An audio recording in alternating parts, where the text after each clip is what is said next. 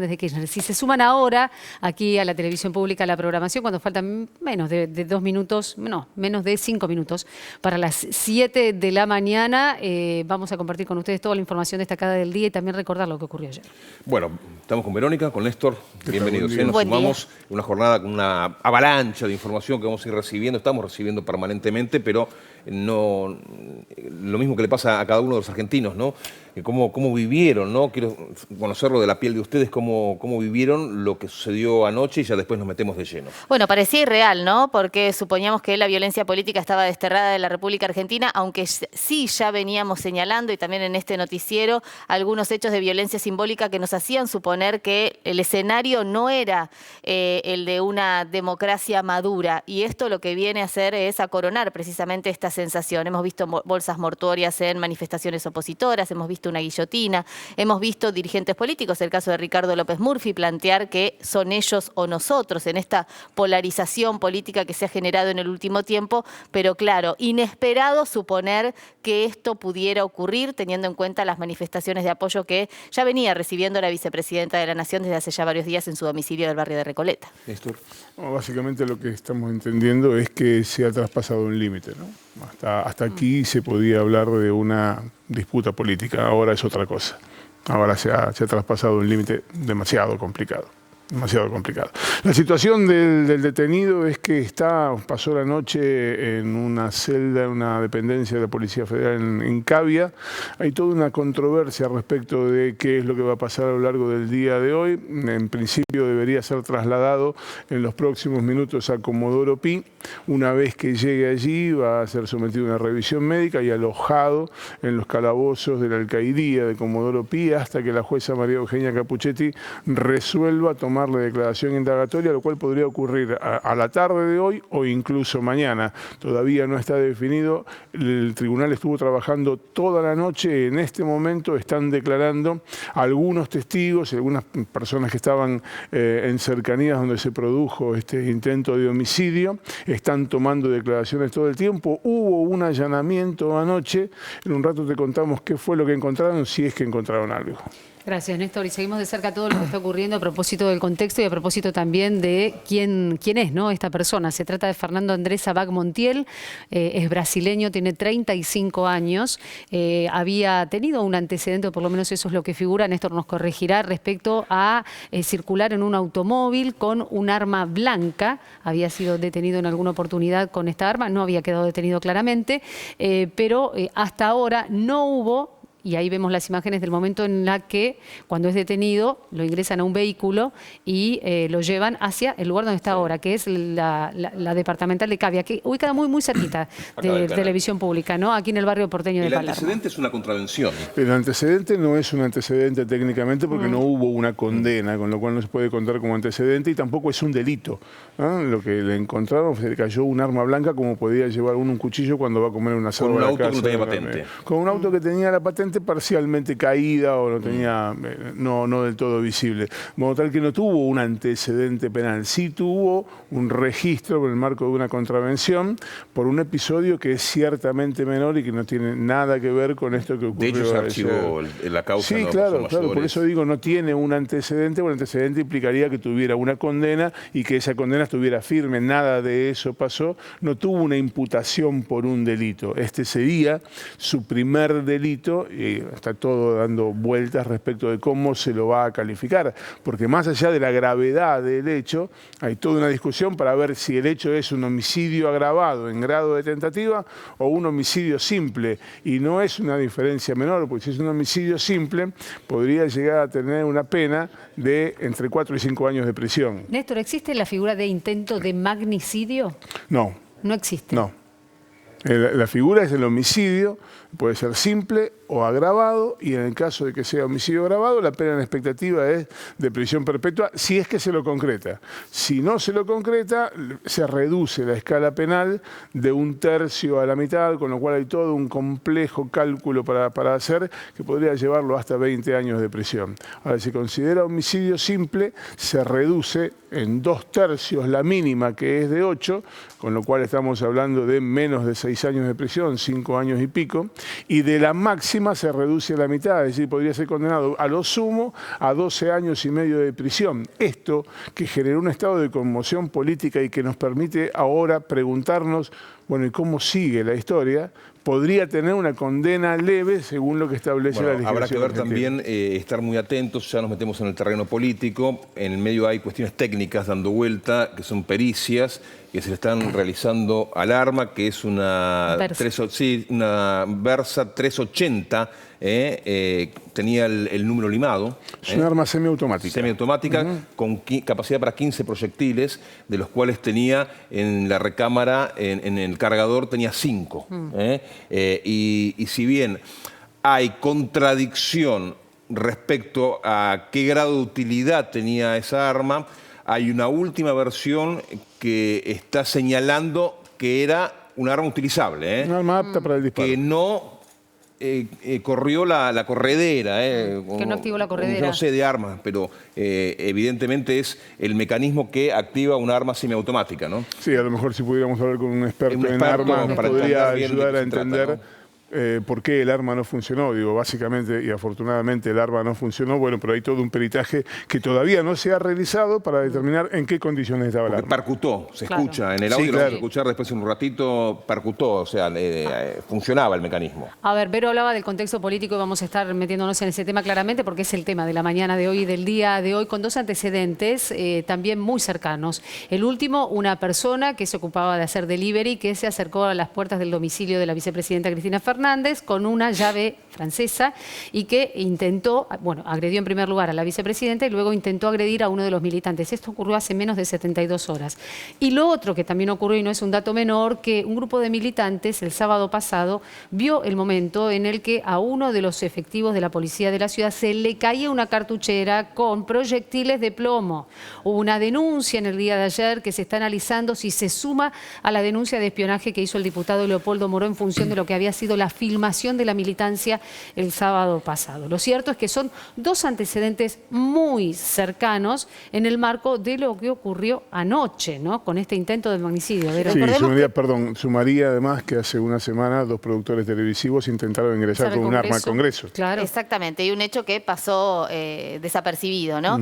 A propósito de cómo se inicia todo esto, recordemos el alegato del fiscal Luciani, el pedido de 12 años de prisión, el pedido de inhabilitación perpetua para la vicepresidenta de la Nación en el contexto de la causa vialidad o la causa por la obra pública en la provincia de Santa Cruz. Luego comenzaron las manifestaciones de apoyo y ahí ya llegamos al sábado pasado, cuando la policía de la ciudad reprimió a los manifestantes que iban a apoyar a la vicepresidenta de la Nación. Con los videos que luego circularon de violencia extrema por parte de la policía, recordemos a Máximo Kirchner cuando ya se había retirado el sábado pasado el vallado que había instalado el gobierno porteño que conduce Horacio Rodríguez Larreta. Máximo Kirchner quiso ingresar a la casa de la vicepresidenta, a la casa de su madre. No solamente fue golpeado, sino que vimos los videos en el que el policía lo insultaba al diputado de la Nación, presidente del Partido Justicialista en la provincia de Buenos Aires. Antecedentes de escenarios similares, el de Luana Volnovich, la titular del PAMI, el de Axel Kicillof, el gobernador de la provincia de Buenos Aires, y otros dirigentes que también sufrieron violencia por parte de la policía de la ciudad. Esto en un contexto que ya lo venimos señalando, de violencia simbólica a través de las redes sociales, a través de muchos medios de comunicación. También tenemos que hacernos cargo de lo que decimos frente a una cámara, frente a un micrófono, porque la violencia hacia la vicepresidenta de la Nación, hacia el peronismo y hacia el movimiento popular, como lo vienen señalando desde el gobierno nacional, desde el oficialismo, está ya ocurriendo desde hace ya varios días. Hacia donde vaya la violencia, tenemos que condenarla, porque es una situación que me parece que venimos hablando, Vero, Néstor, de la grieta durante tanto tiempo, y yo adhiero a cómo iniciaste vos esta mañana. Se llega a un punto, ya está, de no retorno, hasta acá llegamos. Los discursos de odio permanente de un lado y del otro, me parece que debería hoy ser una jornada, yo creo, es un poco idealista lo que pienso y lo que deseo, una jornada donde todo el mundo debería estar en la calle, provenga de la ideología o del partido político. Yo no pretendo de que Juntos por el Cambio se movilice a la Plaza de Mayo donde va a estar el justicialismo porque sería utópico. pero que se movilicen también, no en defensa de Cristina Fernández de Kirchner, sino en defensa de la democracia, porque me parece que lo que está en juego... Sí, de una parte de la historia que puede ser que sea un suponíamos loquito había el que quedado esté detrás atrás. de esto, pero... Digo, la verdad es que la historia argentina tiene innumerables hechos de violencia política y suponíamos que este escenario lo habíamos dejado atrás. Esto nos vuelve a chocar con una realidad que probablemente nos duela, y es que esta grieta no es únicamente una grieta que se puede decir en términos de debate. Digo, evidentemente hay algo en términos políticos. Y también, insisto con esto, desde los medios de comunicación no estamos haciendo bien, digo, porque evidentemente estas otras situaciones, el delivery, el policía insultando a Máximo Kirchner, un legislador nacional, Ricardo López Los Murphy, escraches. publicando "somos nosotros o ellos", como si hubiera que eliminar a un espacio político solo por pensar diferente. Bueno, todo esto se fue abonando hasta llegar a esta instancia tan extrema. Pero y para tener en cuenta que incluso antes de lo que fue el mensaje del presidente Alberto Fernández, los senadores del oficialismo y de la oposición se reunieron en el Congreso Nacional. Fue una convocatoria casi espontánea de parte de algunos. Aparece una fotografía en la que el ámbito del Senado, que es el ámbito de la vicepresidenta actualmente institucional, refleja el repudio generalizado de oficialismo y oposición. Fue una fotografía muy fuerte en el marco de lo que vos estás señalando, de lo que implica la denominada grieta, pero que también ha tenido otro tipo de repercusiones dentro del arco político y dentro del propio oficialismo. ¿Comenzamos a analizarlas? Comenzamos Dale. a analizarlas porque, claro, desde que se desató esta situación empezaron los mensajes de apoyo, pero también esto de plantear, bueno, salgamos a defender la democracia, y fueron muchos los mensajes que se multiplicaron a través de las redes sociales. También hay que destacar lo que decía el presidente Alberto Fernández en la cadena nacional. No hay ninguna posibilidad de que la violencia conviva con la democracia, y por otro lado, claro, lo que venimos señalando, este es el hecho más grave desde que hemos recuperado la democracia. Mauricio Macri y Rodríguez Larreta fueron, no sé si de los primeros, pero con mensajes contundentes repudiando la violencia,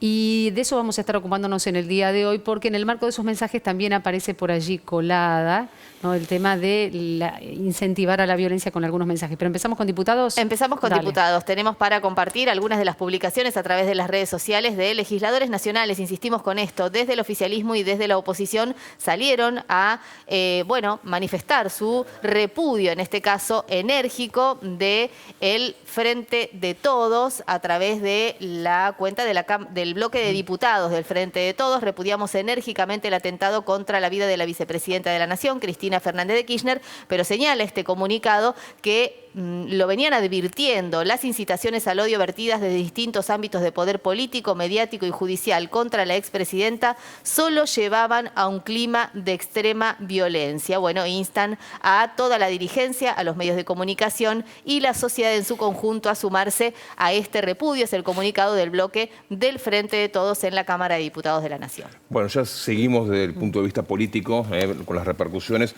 Quisiera detenerme y compartir con ustedes un poco el perfil del agresor. Fernando André Sabag Montiel.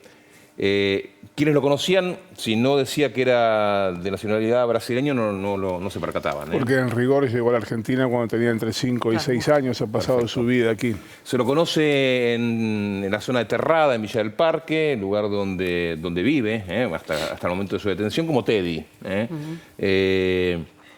Amante del heavy metal, de un extremo, que se llama el death metal, con posteos en las redes sociales muy sugerentes todo el tiempo, con cambios en su look corporal.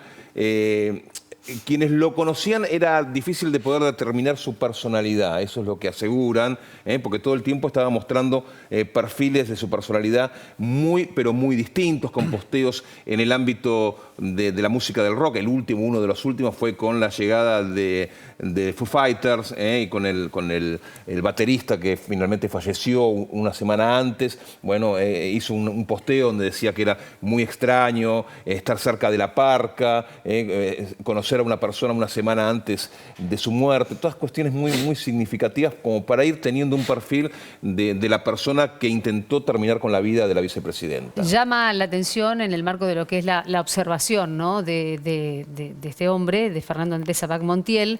Los tatuajes, Sí. quienes conocen del tema indican que son símbolos tomados de la estética del nazismo esotérico, Esotérico, como el exactamente. que se puede ver en su codo izquierdo. Recién veíamos la imagen. Se trataría de un Schwarze-Sonne, es decir, un sol negro, una rueda solar, un símbolo, ahí lo vemos, ampliamente usado por grupos nazis a nivel mundial durante las últimas décadas.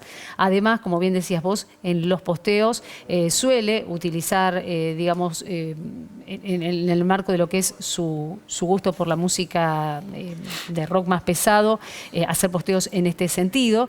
Y entre sus antecedentes está el que decíamos más temprano, el del 17 de Sí. marzo del 2021, cuando se le labró un acta contravencional porque estaba circulando con un cuchillo de 35 centímetros de largo. El arma blanca fue descubierta por la policía de la ciudad de Buenos Aires cuando estaba realizando justamente una inspección al Chevrolet que estaba manejando el exactamente. ahora detenido. Bueno, a ver, la imagen que tomó las cámaras del noticiero de la televisión pública recorren el mundo y es un testimonio visual, un documento visual de alto impacto y que también va a servir para la causa. Pero este hombre, antes de aparecer con este arma intentando asesinar a la vicepresidenta de la Nación, tuvo sus 5 minutos de polémico de fama al salir en una entrevista con Crónica TV con una pareja de aquel entonces, hace un tiempito, hace unos meses nada más, en una circunstancia que ahora suena muy bizarra, pero defendiendo lo que era la venta ambulante de copos de nieve. Copos de azúcar. De azúcar. Los copos de azúcar de venta en la y calle, acusando de una mafia peruana que ocupaba una villa y salió en defensa de su novia en una polémica y con posteos diciendo de que él no estaba en contra de la presencia de inmigrantes en la República Argentina si se ganaban la vida. Y replanteando la asignación Bueno, de planes sociales. Exactamente. Replanteando la asignación de planes Así sociales. que bueno, todo indicaría que no hay nadie detrás de él. O sea, que no hay ninguna organización y que no es simplemente una persona con algún tipo de desvarío, nadie sabe cuál es su situación Sí, psiquiátrica. una Ale, posición yo ideológica estoy- extrema, ¿no? A ver, También, Es digo, que hay no que se ver nota- hasta... es que no se observa eso en sus... Paremos. Paremos. sí. Estoy hablando Sus redes. estoy hablando con un fiscal que me habla de la posibilidad de un instigador tradicional. ¿Qué ¿Qué significaría significa, eso? claro? Alguien que me pone como ejemplo la película Y como Ícaro, de que alguien manipula Alguien para que psicológicamente a alguien para que vaya a matar a un presidente, aún a sabiendas de que lo van a detener y que se lo van ¿Y a le va a dar un impedir. arma de estas características tan vieja y con dificultades para dispararse? A ver, No digo en cómo- tren de trazar Sí. hipótesis podemos estar toda la mañana hablando. Digo, paremos. Paremos, pues está en plena investigación y no hay nada descartado ni nada asertivamente probado Sí, en hasta el ahora. terreno de las especulaciones, Sí. si alguien incentiva a otro a cometer un hecho de este tipo es porque en el otro hay algo internalizado, insisto, una posición ideológica extrema que hace que esa persona sea vulnerable a, en todo caso, ejercer algún tipo Claro, por de supuesto. influencia. ¿Y acaso potenciado por un clima general? Bueno, a eso, Exactamente. ese es el otro tema, ¿no? Eso Hasta es lo dónde más peligroso, volvemos ¿no? a esto de los medios de comunicación y hasta dónde estos discursos, bueno, se internalizan de diferente manera de acuerdo a la El persona caldo de que lo cultivo recibe. para que aparezcan determinadas personalidades, no me refiero a personalidades públicas, sino personalidades psicológicas que estén permeables a hechos de violencia. Y personalidades públicas también, porque la diputada Amalia Granata en las últimas horas indicó que era todo un armado, una pantomima, ya no saben qué hacer para también es victimizarla peligroso. y para que suban las encuestas. Demasiado obvio. Es por eso que esta mañana los diputados santafesinos van a presentar, y esto lo dice Leandro Busato, con la firma de los y las diputadas del bloque del PJ, pedir una cuestión de privilegio y la remoción de la Cámara de Diputados y Diputadas de Santa Fe de Amalia Granata. No vamos a tolerar, dice Leandro Busato. Leandro Busato es el jefe del bloque justicialista en la Cámara de Diputados de Santa Fe, este tipo de declaraciones. No se puede convivir con estos discursos antidemocráticos y de odio. Basta. Es por eso que esta mañana en Santa Fe se va a pedir la remoción de Granata como diputada provincial. Sí, y además también hay que decir, venía escuchando algunos medios de comunicación que se están utilizando los mensajes de los oyentes en este sentido, en sembrar dudas sobre si estuvo o no para bajar armado. líneas. Se usan los mensajes de los oyentes para no decir lo que algunos medios de comunicación hoy o hasta hace un tiempo venían señalando. Esto también porque a veces en la voz de aquel que está escuchando, que tiene su opinión, bueno, se baja una línea editorial también en este sentido. Mismo la Luli Salazar, ¿no?, que salió a decir a través de las redes sociales en las últimas horas, dejando en segundo lugar la gravedad de lo que ha sucedido y manifestándose en contra del feriado porque los chicos pierdan un día de clase. A ver, a ¿no? tener en cuenta, Luli Salazar en las redes sociales tiene muchísimos seguidores, para quienes no lo saben. Se trata de una cuenta que se le adjudica a ella una reconocida Que no es ella, no puedo decir que modelo, no es de actriz, ella. pero que en varias oportunidades se ha cuestionado si realmente es ella la que escribe esos posteos, en función básicamente de opiniones políticas y de adelantos políticos que muchas veces aparecen en esa cuenta de redes sociales. Lo cierto es que para quienes se están sumando a esta hora 7:15 de la mañana aquí en la Creen que televisión es pública, ella. Al menos creen que es ella. hoy es feriado nacional a Sí. raíz de este intento de magnicidio. Hay una persona detenida y volvemos con Néstor Espósito para tener más detalles. ¿Detenida dónde, Néstor, lo reiteramos? Detenida en una dependencia policial en la calle Cavia, muy cerquita de aquí, y que además está en calidad de incomunicada desde ayer en que fue detenido. Estuvo mucho tiempo en la escena de los hechos. Fue trasladado a Cavia cerca de la medianoche, estuvo más de 2 horas en el lugar, fuertemente custodiado, adentro de un patrullero, y fue trasladado a Cavia, donde pasó la noche y todavía no ha tenido una declaración oficial. Sí, lo que hubo fue declaración de testigos que estuvieron en el hecho, que están declarando incluso en este momento. Todo parece indicar que en el curso de la mañana este presunto agresor va a ser trasladado a Comodoro Pi, va a ser alojado en los calabozos de la alcaidía, y en el curso del día o mañana va a ser indagado por la jueza María Eugenia Capuchetti. Ahí interviene un fiscal que se llama Carlos Rívolo, que es el presidente de la Asociación de Fiscales. ¿Está en Argentina Carlos Rívolo? Está en Argentina, no estaba en la capital federal, hoy está llegando a la capital federal, estaba de licencia, hoy está llegando a la capital federal. Es probable que esperen a su llegada para producir el acto de la indagatoria. Y les decíamos muchas actividades durante el transcurso de la mañana, una de ellas la reunión de los ministros del Gabinete Nacional y las manifestaciones. ¿Vero? Exactamente. Juan Mansur, el jefe de gabinete, también a través de sus redes sociales se manifestó, claro, a propósito de este escenario, del mismo modo que otros dirigentes políticos a nivel nacional. Hablamos en este caso de Juan Mansur, el jefe de gabinete, que en minutos nada más va a estar encabezando en un rato la reunión de gabinete de urgencia que se convocó en Casa Rosada. Esto decía Juan Mansur a través de su cuenta de Twitter. El grave atentado contra nuestra vicepresidenta, Cristina Fernández de Kirchner, nos obliga a reflexionar a todos las y los dirigentes políticos y a la sociedad toda. Hoy más que nunca tenemos la obligación y la responsabilidad de defender la democracia, el diálogo, los consensos y la paz social, nuestra solidaridad y nuestro apoyo incondicional a la compañera Cristina Fernández de Kirchner y a toda su familia. La publicación entonces de Juan Mansur, el jefe de gabinete de ministros, que, insisto, va a estar encabezando en un rato nada más en Casa Rosada un encuentro de urgencia. También hay que decir que uno de los primeros en reaccionar fue el expresidente Mauricio Macri. También a través de su cuenta de Twitter, el expresidente de la Nación hizo referencia a esta situación. Mi repudio absoluto al ataque sufrido por Cristina Kirchner, que afortunadamente no ha tenido consecuencias para la vicepresidenta. Este gravísimo hecho exige un inmediato y profundo esclarecimiento por parte de la justicia y las fuerzas de seguridad. El mensaje de Mauricio Macri, el expresidente de la Nación. Hoy es feriado nacional, no hay clases en la ciudad de Buenos Aires. Esto lo señalamos por si alguno se está levantando y los chicos, las chicas entran a las 8 de la mañana. Hay feriado bancario, claramente. Este es el comunicado del Banco Central de la República Argentina, expresando, según indica, su más enérgico repudio al atentado contra la vicepresidenta de la Nación. Firman Miguel Pelle, a cargo justamente de la dirección del Banco Central, y el resto de los directores que integran justamente el organismo para tener en cuenta en el marco de lo que implica el alcance de este feriado nacional que ya está publicado en el boletín oficial.